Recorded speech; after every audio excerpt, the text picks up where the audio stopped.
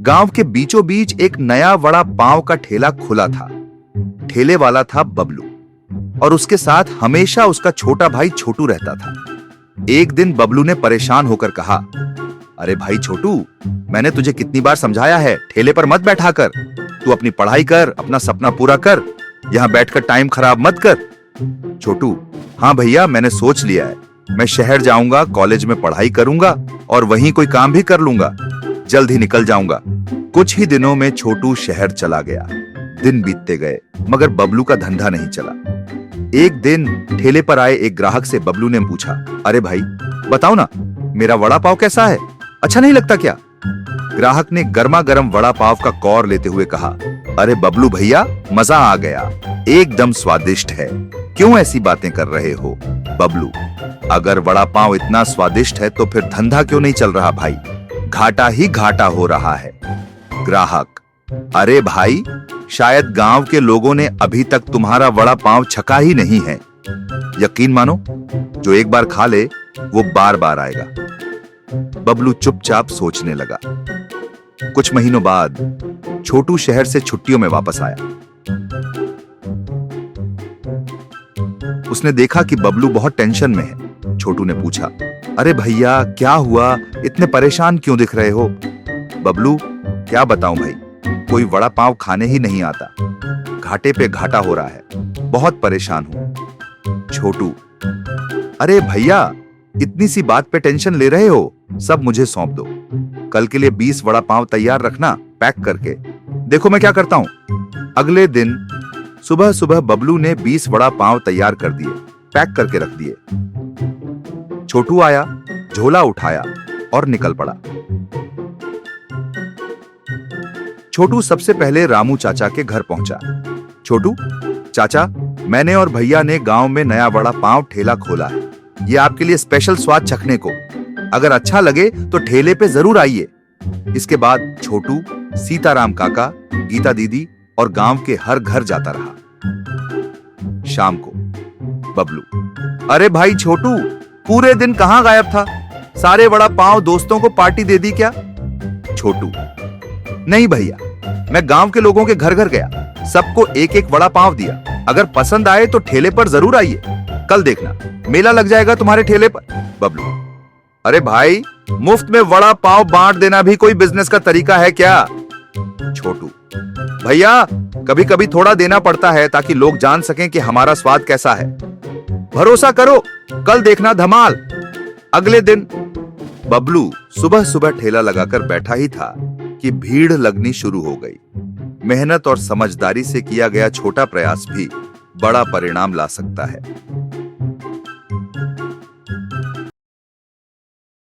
गांव में अर्जुन नाम का एक सीधा साधा लड़का अपनी मां के साथ रहता था। वो पढ़ा लिखा तो था पर बेरोजगार था। एक दिन यूं ही टहलते हुए उसे बचपन का दोस्त रोहित मिल गया।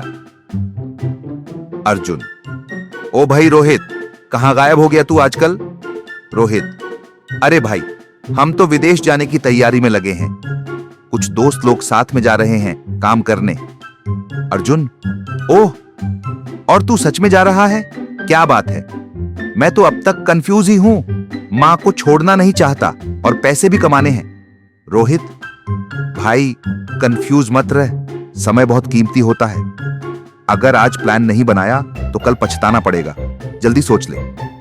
इतना कहकर रोहित चला गया और अर्जुन घर लौट आया। रास्ते भर सोचता रहा, अर्जुन क्या करूं, विदेश गया तो मां अकेली हो जाएगी, यार कुछ समझ नहीं आ रहा। घर पहुंचते ही मां ने गर्मा गर्म मोमोज की प्लेट सामने रख दी। मां, बेटा, ये ताजे मोमोज खा ले, तेरे लिए बनाए हैं मैंने। अर्जुन, मां, ये तो बड़े टेस्टी लग रहे हैं। वैसे एक बात कहूं, मेरे सारे दोस्त विदेश जा रहे हैं और मैं अब तक खाली बैठा हूं। मां, बेटा, तू अपना भविष्य बना, मैं अपना ध्यान रख सकती हूँ। मेरे लिए तू अपना भविष्य खराब मत कर। मां के ये शब्द अर्जुन के दिल को छू गए। उसने मोमोज खाए और जैसे ही पहला मोमो मुंह में गया, अर्जुन, वाह मां, ये तो कमाल के हैं, क्यों ना एक मोमोज का ठेला लगा लूं गांव में ही। अर्जुन ने माँ से मोमोज बनाना सीखना शुरू किया। कुछ ही दिनों में उसने एक छोटा सा ठेला तैयार कर लिया। अर्जुन, आइए बाबू, आइए, गर्मा गर्म माँ के हाथ के मोमोज खाइए। एक बार खाओगे बार बार आओगे। गांव के लोग भी मोमोज के दीवाने हो गए। अर्जुन का ठेला चल निकला। थोड़े ही समय में उसने अच्छा पैसा कमा लिया और कुछ महीनों बाद गांव में एक ढाबा खोल दिया। एक दिन वो अपने नए ढाबे के बाहर खड़ा था। तभी रोहित फिर से आ गया। रोहित, अरे अर्जुन, तू यहां? अब भी कंफ्यूज है या कुछ कर दिखाया?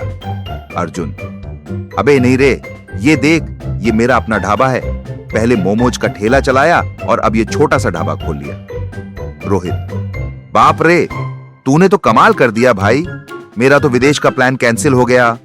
अब मैं कंफ्यूज हूं, कुछ समझ नहीं आ रहा। अर्जुन, तू मेरा यार है, चल तू मेरा ढाबे का मैनेजर बन जा। अच्छी सैलरी दूंगा, साथ मिलकर इस बिजनेस को और बड़ा बनाएंगे। रोहित, भाई तू तो सच्चा दोस्त है, चलो फिर अब हम दोनों मिलकर धमाल करेंगे। मां का प्यार और अपने हुनर पर भरोसा हो तो सफलता आपके दरवाजे पर खुद चलकर आती है। एक छोटे से गांव में एक पुराना लेकिन मशहूर ढाबा था। वहां का मालिक रामू हर वक्त अपनी तारीफ करता रहता और बावर्ची को नीचा दिखाता। रामू, अरे मोहन, देख ये ढाबा, ये मैंने बनाया है अपने हाथ के स्वाद से। तुझसे तो ठीक से नमक भी नहीं डलता।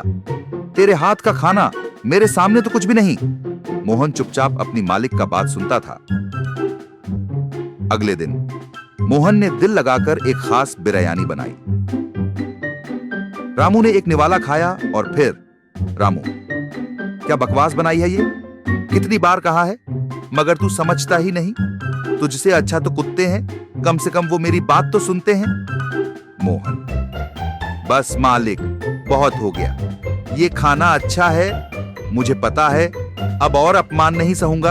आज से आपकी नौकरी छोड़ता हूं और याद रखिए, एक दिन मैं साबित करूंगा कि मैं क्या हूं। मोहन गुस्से से घर लौटा। वो अपनी पत्नी से बात करता है। मोहन, मैंने नौकरी छोड़ दी। मालिक को लगता है मैं कुछ नहीं जानता। राधा मोहन का गुस्सा देखकर चुप हो गई। वो बिना कुछ बोले गैस स्टोव उठाता है और घर के बाहर लगाता है। राधा, मैं कुछ मदद कर दूं? मोहन, नहीं नहीं, ये मेरा काम है, बस तुम आराम करो। और बिरयानी बनाने लग जाता है। मोहन बिरयानी बनाकर गांव में पहुंचा। आइए बाबू, आइए, एक बार खाइए, बार बार आएंगे। कुछ लोग खाने आए, लेकिन ग्राहक, भाई ये क्या तीखी मिर्चों से भरी बिरयानी है? ग्राहक, अरे भैया, ये तो पेट खराब कर देगी, बंद करो ये दुकान। मोहन का चेहरा उतर गया। वह चुपचाप स्टॉल समेटकर घर लौट आया। राधा, क्या हुआ जी, सब ठीक है? मोहन, कोई भी खुश नहीं हुआ।